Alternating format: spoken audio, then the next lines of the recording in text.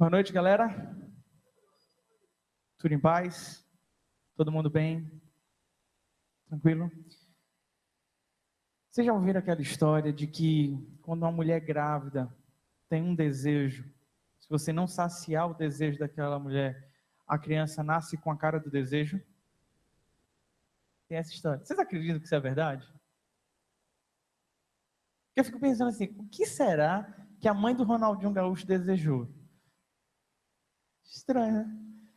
Sabe, tem algumas pessoas que você fica assim, caraca, o que essa pessoa desejou para ter nascido desse jeito?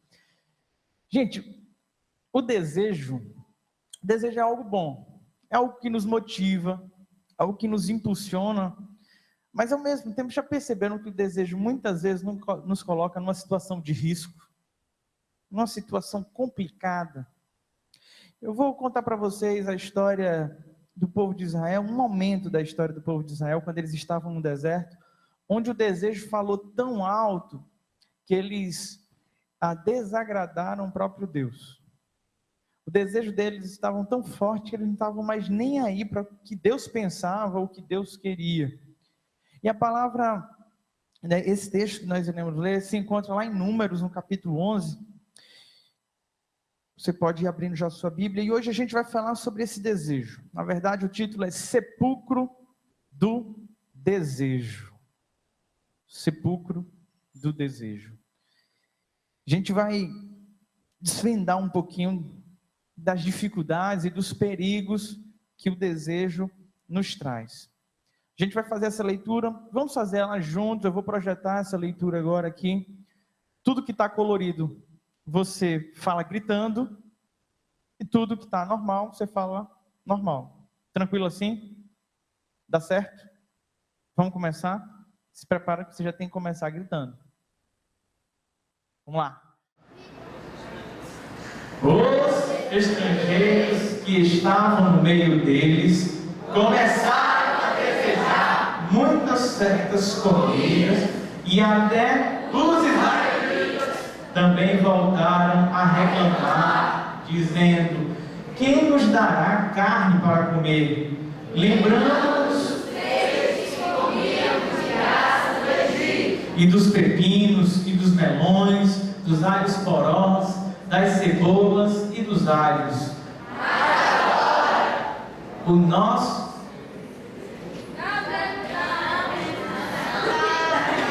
não temos nada a não ser este maná diante dos nossos olhos. Amém?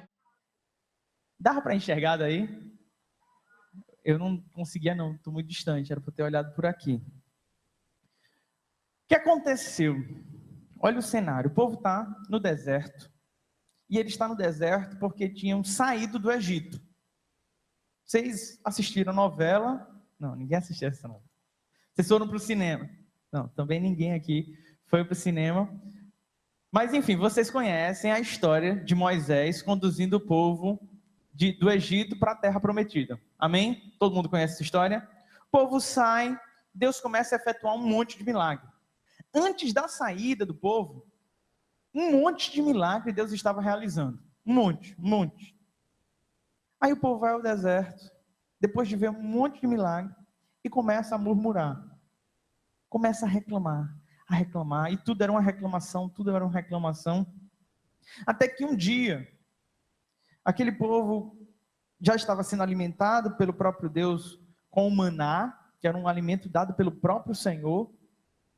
Já tinha experimentado uma série de outras providências divinas, mas começaram a sentir saudades do tempo passado, saudades do que deixaram para trás, o que não era nem tão bom, mas o tempo fez relembrar. Na verdade, o texto diz que haviam pessoas estrangeiras no meio deles, pessoas que não eram israelitas, mas que na hora de fugir, falaram: rapaz, vou aproveitar, a vida aqui no Egito não está boa, a vida está muito complicada, eu sou escravo aqui no Egito, vou aproveitar que esse povo está fugindo, vou fugir junto. E essas pessoas que eram egípcias, estavam juntas com as israelitas. E quando eles estavam ali juntos, os egípcios começaram a desejar as coisas da sua terra. É natural que a gente sinta saudade de alguma coisa da nossa terra natal. Eu não sei quantos aqui já saíram de um lugar para morar em outro durante um bom tempo. Quem aqui não é de Fortaleza? Levanta a mão assim. Uou, legal. Quem aqui está morando há pouco tempo em Fortaleza? Levanta a mão. Fica mais fácil. Show de bola. Algumas pessoas. O que vocês sentem mais saudade da terra de vocês? Grita aí para mim. Frio. Do frio? Poxa. Você era de onde? Você era de onde? Você que quer frio? Você era de Sobral? Você era de onde, querida? Era de São Paulo. São Paulo é frio. Então, o que mais? Quem mais sente saudade de alguma coisa da sua terra natal? Não. Sente saudade da família? Tem alguém aqui que veio sem a família para cá? Não, não para a igreja, para cá, para Fortaleza. Teve alguém que veio. Você veio? E aí, como é que está sendo? Está tranquilo? Ou bate aquela saudade louca, vontade desesperada de voltar para casa? Às vezes bate, né? É natural. A gente convivia num local, sai daquele local, é natural alguns desejos, algumas vontades voltarem ao nosso coração. Só que o fato é que os israelitas não pertenciam ao Egito. O propósito de Deus não era para que eles vivessem no Egito. Eles passaram sim um longo período lá, mas a ideia divina é que eles seriam levados para uma terra prometida. E cada israelita sabia disso. Eles carregavam no seu coração uma promessa que um dia o Senhor iria libertar aquele povo. Que um dia o Senhor iria tirar todo aquele povo do Egito e levar para a terra que havia sido prometida para eles. Então, por mais que eles habitassem naquela terra, eles tinham uma sensação que aquela terra não era deles. Diferente dos egípcios, que tinham o desejo justamente pela terra do Egito. Nasceram ali, toda a cultura dele estava baseada naquilo ali. Pois bem, já percebeu que às vezes a gente está andando com algumas pessoas e os nossos desejos, eles começam a mudar e ficar muito parecido com das pessoas que a gente anda?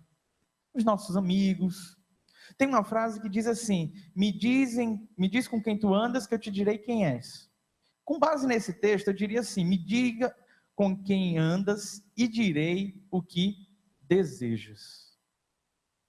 O nosso desejo, ele começa a ser burilado pela pessoa que está ao nosso lado. Por exemplo, eu sou casado. Existiam muitas coisas que antes de conhecer a Thay, de estar com a Thay, eu não tinha a menor vontade. Mas a partir do momento que eu convivi com ela, a gente começa a desejar algumas coisas que é do outro, que não é mais nosso, que faz parte da cultura do outro, da formação do outro. Não tem essas coisas? E tem umas que são extremamente perigosas. É aquele camarada que começa a andar com uma galera assim meio do mal. E aí ele vai andando com aquela galera do mal e ele começa a desejar um monte de coisas do mal também. O cara começa a ter uns desejos estranhos.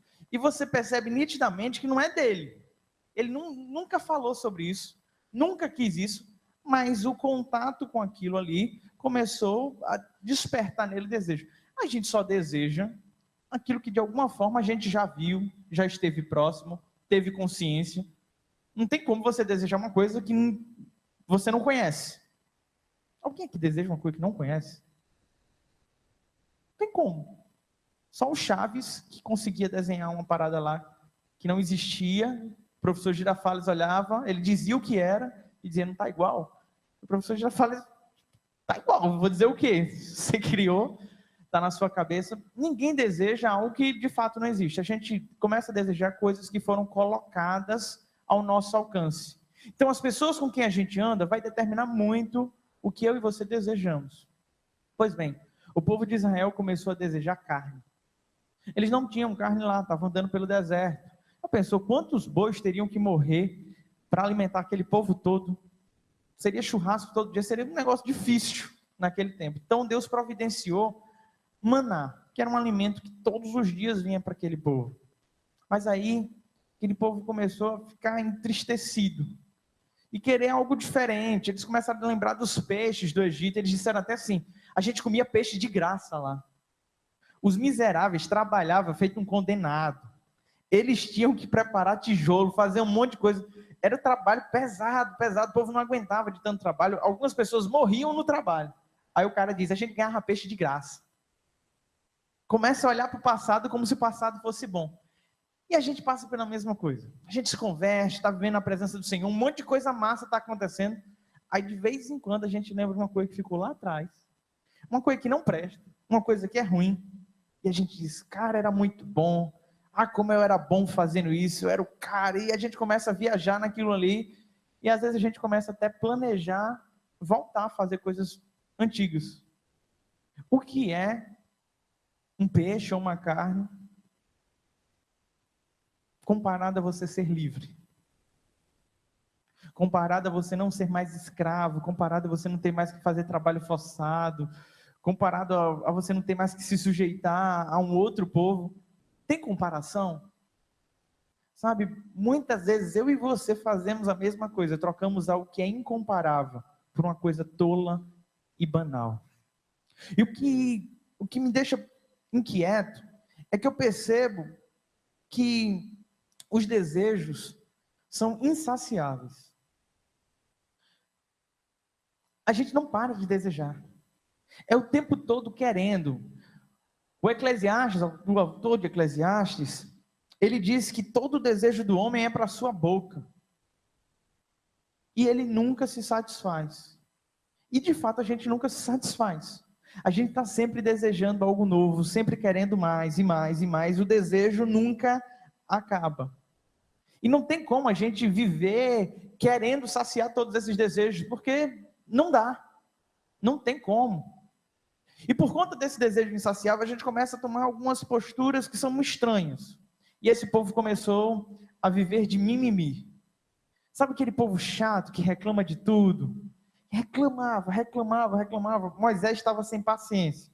E a Bíblia diz que o próprio Deus ficou impaciente. Já não aguentava mais ouvir aquela reclamação. Porque o povo toda hora, mas não tem isso, não posso fazer aquilo, eu quero comer alho. Quem quer comer alho, velho? Não, sério, quem quer comer alho? Tem cebola. Tô com uma saudade de comer uma cebola. Só o Igor no acampamento que come cebola crua. Tipo, eu não conheço ninguém que tenha saudade de comer cebola. Você tem saudade de comer cebola? Poxa, cara. O bom da cebola é que você fica com um hálito muito bom, né? Muito gostoso. Cara, não existe você abrir mão de uma coisa muito boa por conta de uma coisa muito ruim. Mas tem gente que consegue fazer. Então, diante desse cenário, o povo reclamou muito, muito, muito a Deus. E Deus começou a ficar chateado porque essa reclamação subia até o trono de Deus como um desprezo. Um desprezo a tudo aquilo que Deus estava fazendo, a tudo aquilo que Deus tinha dado. E o desejo nos faz desprezar o que já temos. O desprezo faz com que eu e você olhemos para aquilo que a gente já possui, para aquilo que a gente batalhou muito para ter, e simplesmente digamos, isso não vale nada. O que eu quero agora é o novo, é o meu próximo desejo. Isso aí já passou, isso aí não tem graça mais, eu quero algo diferente. E eu tenho um autor que diz o seguinte: o homem vive entre um pêndulo, vive em um pêndulo, entre desejar e ter tédio, ser tomado por um tédio. Ele fica feliz porque no momento do desejo, o desejo realizado traz a ele uma euforia, mas logo em seguida, depois que o desejo é concretizado, ele é tomado por um tédio. Tipo assim, já tenho o que quis, agora não tem mais graça, agora eu vou partir para uma nova conquista. E por isso muitos relacionamentos chegam ao fim. No começo, o cara faz de tudo para conquistar a menina. Tudo, tudo, tudo, tudo, tudo. Ele vira um Zé Ruela para conquistar a menina. Aí conquistou a menina. Não dá 2 meses, ele prova que é Zé Ruela. E acaba o namoro. Por quê? Já conquistei. Agora, sou tomado por tédio. Não tem mais graça. Eu achei que seria bom, mas foi bonzinho. E esse povo estava desse jeito, desprezando o que já tinha. Sabe, a felicidade não consiste em você desejar uma série de coisas e conquistar essas coisas, mas em você desejar o que você tem, em você sentir prazer naquilo que você conquistou, naquilo que você tem. E às vezes a gente esquece disso. Sabe, por conta desse movimento aqui, aconteceu algo terrível no meio do povo. Terrível. A satisfação de todos os desejos não nos traz felicidade, mas destruição. Acaba com a nossa vida. E eu quero ler esse texto com vocês, para que vocês entendam o que aconteceu com esse povo. Deus mandou carne. Aquele povo recebeu carne, começou a comer carne desesperadamente, feito um bando de doido. E olha o que a Bíblia diz que aconteceu. Enquanto a carne ainda lhes estava entre os dentes, antes de mastigar, acendeu-se a ira do Senhor contra o povo, e o Senhor o feriu com uma praga muito grande.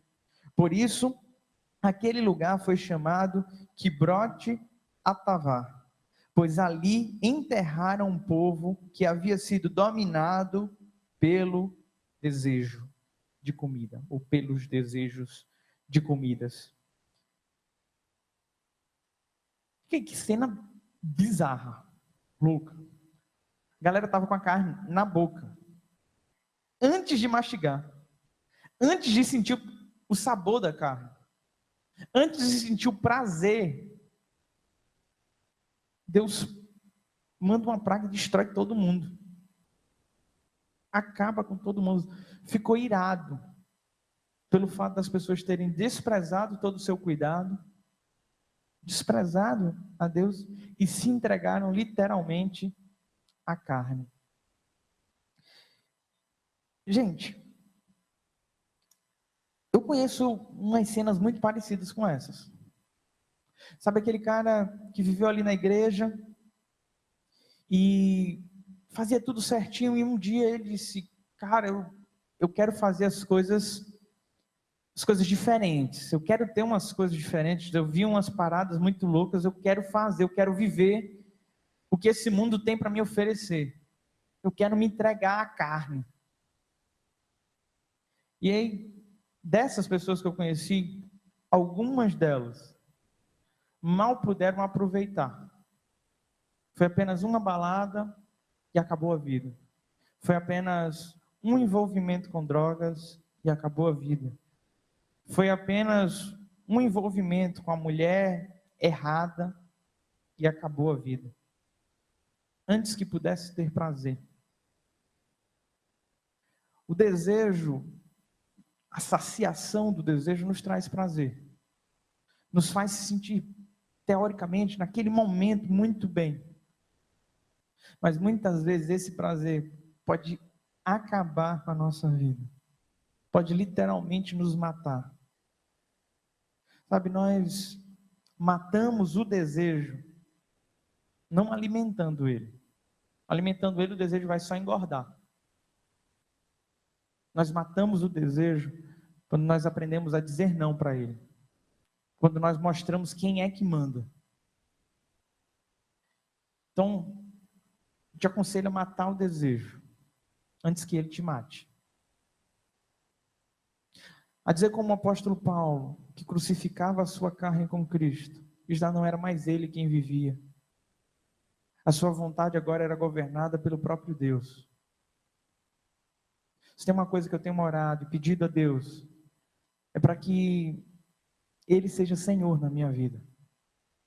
Porque se eu for deixar os desejos da minha carne aflorarem e realizar o que de fato desejo, eu sei que eu não encontrarei prazer nem felicidade nisso. Eu encontrarei destruição. Queria nesse momento que você começasse a pensar na tua vida. Pensar no que você tem desejado. Pensar com quem você tem andado. Tenta identificar agora, nesse momento de oração, o que você passou a desejar por andar com algumas pessoas. Coisas que antes você não gostava, coisas que antes você não queria, mas que por andar com algumas pessoas você passou a gostar. Se esse desejo é algo bom, não é algo perigoso, glória a Deus, continua se aproximando dessa pessoa. Mas se você está aqui hoje e entende que uma série de desejos novos que você tem são perigosos e podem destruir tua vida, podem acabar com você, eu te aconselho a se distanciar e acabar com esse desejo. Muitas vezes nós cantamos que o nosso desejo, que a nossa vontade, que o nosso querer é o Senhor, que não tem nada melhor do que estar com Ele. Mas na prática, a gente troca Ele por coisas insignificantes. O povo do Egito queria trocar a presença de um Deus poderoso que sustentava eles por comida. Por que você tem trocado a presença do Senhor? Você tem trocado a presença de Deus por quê? O que é que te tira da presença dele? Quais são os desejos que têm te arrastado e te levado para longe? De olhos fechados e cabeça baixa, ora a Deus e diz: Deus, tira essa vontade de mim, tira esses desejos.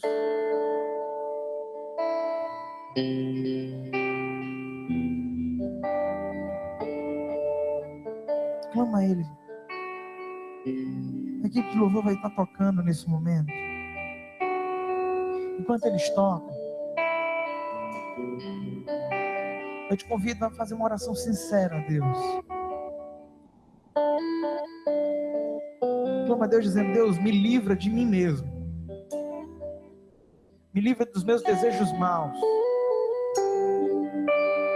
Me livra dos desejos que me afastam para longe de Ti. Me livra dos desejos, ó Deus, que estão me trazendo destruição.